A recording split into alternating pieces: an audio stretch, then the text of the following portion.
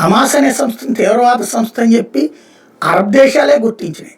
Arab దేశాలు కలిసి తాజాగా ఐక్యరాజ్య సమితిలో తేల్చి చెప్పినాయి, హమాస్ లొంగిపోవాలి, హమాస్ ఆయుధాలు ఇచ్చేయాలి, వాళ్ళు జనజీవన స్రవంతిలో కలిసిపోవాలి, వాళ్ళ దగ్గర బందీలుగా ఉన్నటువంటి వాళ్ళందరినీ రిలీజ్ చేయాలి, పరిపాలనలో జోక్యం చేసుకోకూడదు, వాళ్ళు పక్కకి వెళ్ళిపోవాలా, ఏది పాలస్తీనా పరిపాలనలో వాళ్ళు జోక్యం చేసుకోకూడదు వాళ్ళే అడిగారు.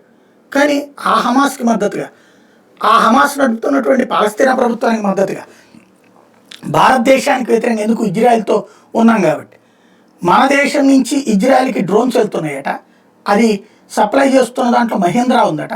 అందుకని మహీంద్రా సంస్థల ముందు ఆందోళన చేశారంటే బాయ్కాట్ మహీంద్రా అంటూ.